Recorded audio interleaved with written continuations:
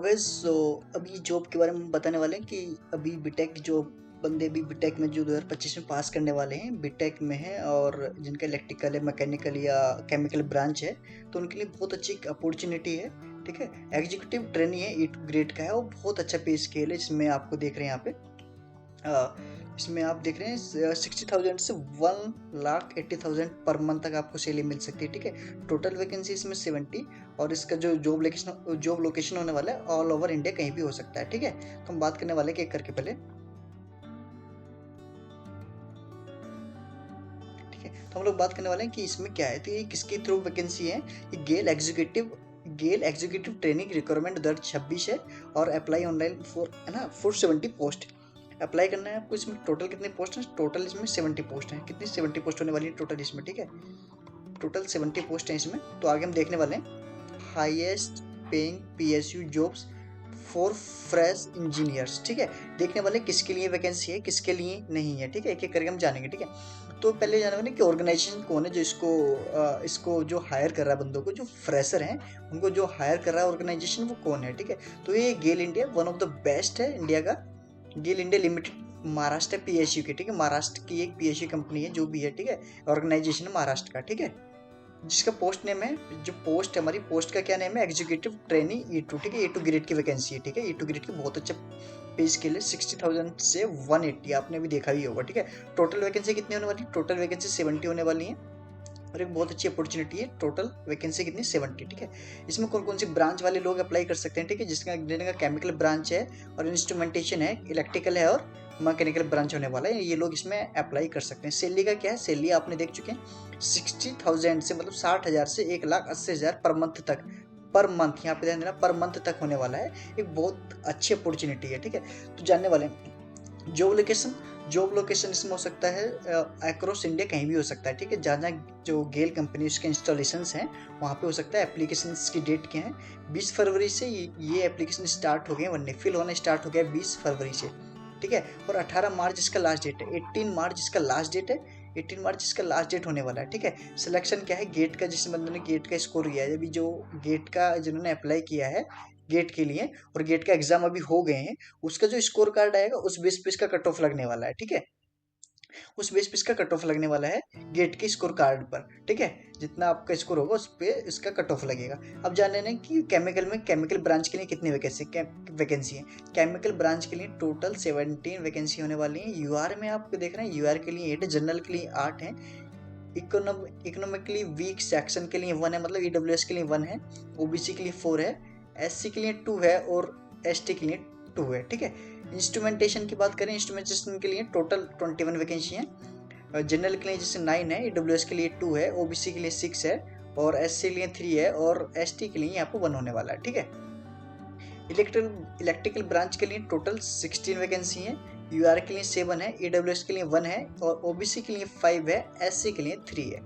Mechanical की बात करें, मैकेनिकल में 16 वैकेंसी है टोटल, जिसमें यूआर के लिए 8 है, ईडब्ल्यूएस के लिए 1 है, ओबीसी के लिए 3 है, एससी के लिए 4 है। ठीक है, और टोटल मिला के जब इनको ऐड करेंगे टोटल मिला के 70 हो जाएंगे। ठीक है, तो अब जानना है कि इनके एजुकेशनल जो क्वालिफिकेशन है क्या क्या है। ठीक है, आप बीटेक कर रहे हैं, ठीक है, आपके पास बीटेक होना चाहिए, किस में होना चाहिए, केमिकल में होना चाहिए, केमिकल या केमिकल टेक्नोलॉजी में होना चाहिए, इंस्ट्रूमेंटेशन में होना चाहिए। ठीक है, या तो आपके पास जो बीटेक होना चाहिए केमिकल में होना चाहिए या केमिकल टेक्नोलॉजी में होना चाहिए या इंस्ट्रूमेंटेशन।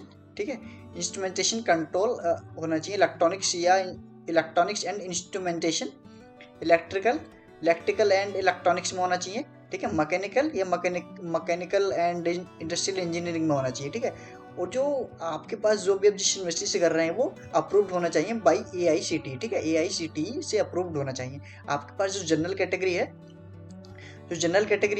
जो जनरल कैटेगरी ओबीसी और ईडब्ल्यूएस के पास ऑलमोस्ट एग्रीगेट जो परसेंटेज होना चाहिए टोटल मतलब 4 ईयर का, वो 65 होना चाहिए। ठीक है, 65% से ऊपर होना चाहिए या बराबर होना चाहिए। ठीक है, 65% होना चाहिए, किसके लिए, जनरल के लिए, ओबीसी के लिए और ईडब्ल्यूएस के लिए। ठीक है, और SC ST और PWD 60% for SC ST PWBD candidates के लिए। ठीक है, तो 60% किसके लिए होना चाहिए, जो SC ST कैंडिडेट हैं या जो भी थोड़ा सा ब्लाइंडनेस वगैरह जिनके भी जो कुछ प्रॉब्लम्स हैं PWD कैंडिडेट्स हैं उनके लिए। ठीक है, और इसमें क्या है ना, आप आपका जो कोर्स होना चाहिए, जो आपने जो बीटेक किया, रेगुलर होना चाहिए। बीटेक आपका कैसा होना चाहिए, बीटेक जो आपका होना चाहिए रेगुलर होना चाहिए।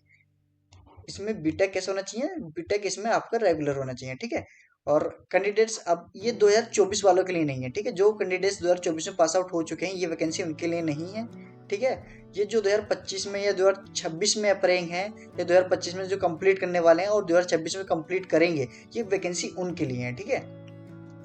Candidate must have a valid score card, ठीक है। मतलब जो गेट का स्कोर दिए हैं, जिन्होंने गेट का एग्जाम भी दिया है, अभी फेब में ही हुआ था, और फेब जैन और फेब में हुआ है मेरे ख्याल से, तो इनके पास होना चाहिए, ठीक है। आपको ये ब्रांच का आपको पता पहले ही चल गया कि केमिकल में होना चाहिए।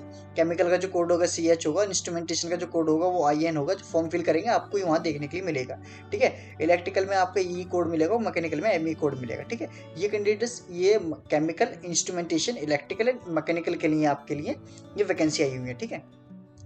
अब जान लेना है कि एज के क्राइटेरिया क्या है, ठीक है। जो एज के क्राइटेरिया है वो 26 ईयर होनी चाहिए एज आपका, ठीक है। अपर एज कितनी है, मतलब आपकी मैक्सिमम एज कितनी होती है, 26 ईयर्स ओल्ड होना चाहिए, मतलब आप 26 साल के हो, हद से हद आपकी उम्र 26 साल होनी चाहिए, ठीक है।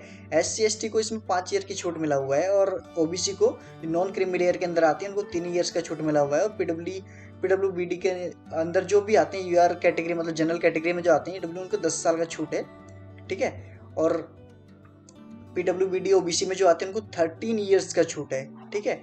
और PWBD और SC ST आते हैं जिसके अंतर्गत, उसमें 15 ईयर्स का छूट है। तो आप देख सकते हैं एज क्राइटेरिया आपको जो भी फॉलो कर पा रहे हैं, आप उसको अकॉर्डिंग कर सकते हैं, ठीक है।